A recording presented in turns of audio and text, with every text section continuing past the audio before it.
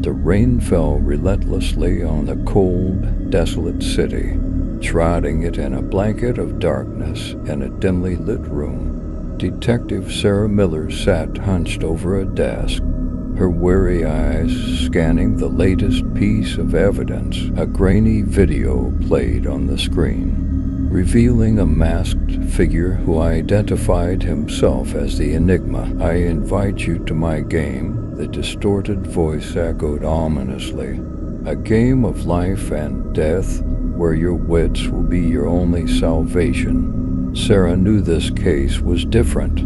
The previous victims had all been found in gruesome scenarios, their bodies mutilated beyond recognition. The Enigma was a sadistic mastermind who reveled in tormenting both his victims and the police.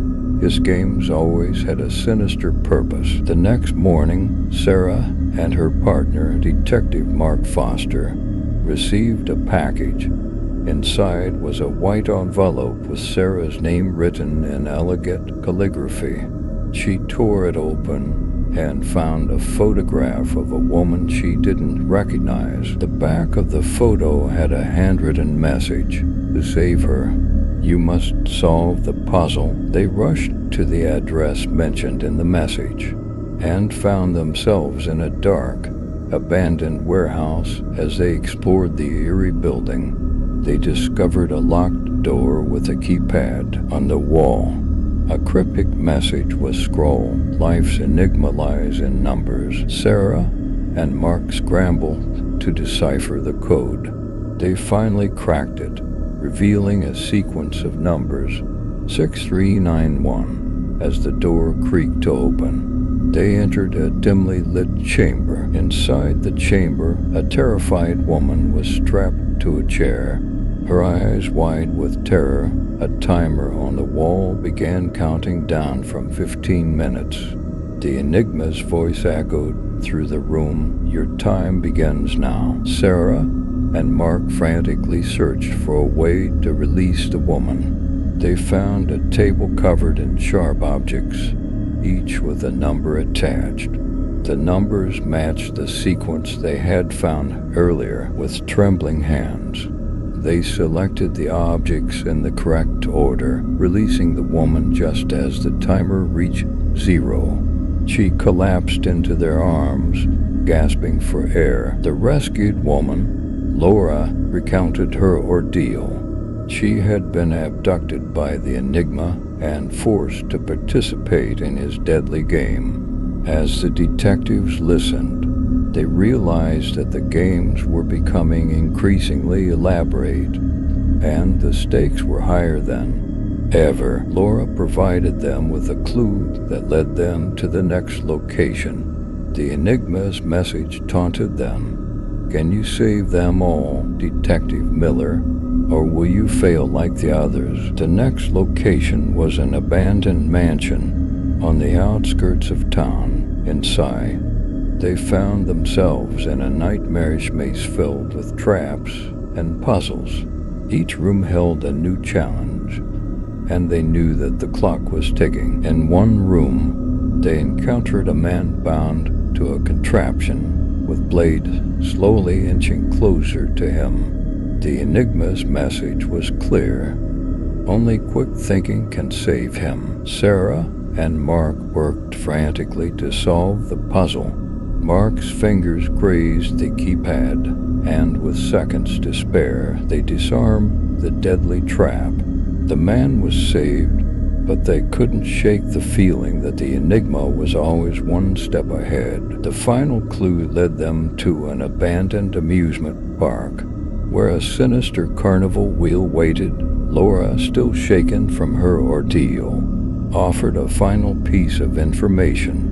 The Enigma always watched his victims suffer. As they approached the wheel, it began to spin, landing on a series of gruesome challenges. Each challenge had a timer, and each timer was shorter than the last. Sarah and Mark faced their greatest challenge yet, racing against time to save multiple victims from horrifying fates. The Enigma's voice mocked them at every turn, relishing in their desperation. In a heart-pounding climax, they saved the last victim just seconds before the timer ran out. But when they turned to confront the Enigma, they found only a chilling message. "Congratulations, Detective Miller, you passed my test.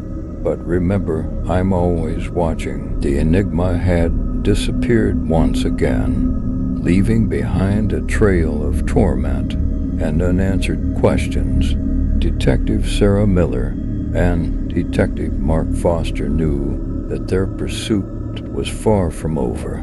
They were haunted by the knowledge that the Enigma was still out there, waiting to strike again. As the rain continued to fall on the city, they vowed to never stop until they had unraveled the mystery of the Enigma's identity and put an end to his sadistic games once and for all. In the weeks that followed their harrowing encounter at the abandoned amusement park, Detective Sarah Miller and Detective Mark Foster became more obsessed than ever with finding the Enigma. They pored over every piece of evidence, dissected every clue, and interviewed every survivor, desperate to piece together the puzzle that was their elusive tormentor. Their investigation led them down a labyrinthine path of cryptic messages, hidden symbols, and mysterious connections. Each victim seemed to be carefully chosen, and their backgrounds revealed a dark web of secrets and betrayals. The Enigma's motive remained an enigma itself. One night, Sarah received an anonymous tip that led them to a decrepit old library. There, amidst dusty shelves and cobweb-covered books, they uncovered a hidden chamber. The walls were covered in bizarre symbols and diagrams, suggesting an intricate and obsessive mind behind the madness. As they delved deeper into the Enigma's lair, they discovered a series of journals filled with the ramblings of a deranged mind. Clues pointed to a man named Samuel Redwood, a brilliant but reclusive mathematician and puzzle enthusiast who had vanished without a trace. Years ago, it seemed that the Enigma had taken Samuel's passion for puzzles to a dark and deadly extreme. With newfound determination, Sarah and Mark tracked down Samuel's last known whereabouts, a remote cabin deep in the woods. There, they made a chilling discovery, a room filled with newspaper clippings and photographs of their own investigation. The Enigma had been following their every move, but the most disturbing revelation came when they uncovered a mask, similar to the one the Enigma had worn in his videos. The mask was meticulously crafted with intricate details, and it bore an eerie resemblance to Samuel Redwood. As they stared at the mask, a voice echoed through the cabin's speakers. "Impressive, detectives. You've come closer than anyone ever has, but can you truly unmask me?" The hunt for the Enigma had brought Sarah and Mark to the brink of madness, and they knew that the final confrontation was inevitable. Following the clues left by Samuel Redwood's obsession with puzzles, they deciphered a cryptic message that led them to an abandoned warehouse on the outskirts of the city. Inside the warehouse, they found a macabre tableau. Samuel Redwood, now unmasked, stood before them. His eyes were filled with a manic fervor, and he clutched a remote control that could trigger a series of deadly traps throughout the building. Sarah and Mark pleaded with Samuel to surrender, to end the madness and the suffering he had inflicted on so many. But Samuel was beyond reason. He saw himself as a genius, an artist, and he believed that his games were a form of art. A tense standoff ensued, with Samuel taunting the detectives with a sadistic grin and a daring move. Mark lunged for the remote control, but Samuel was quicker. He triggered a deadly trap, and the room began to crumble around them. Sarah and Mark fought their way through collapsing debris and falling rubble, narrowly avoiding the deadly traps set by Samuel.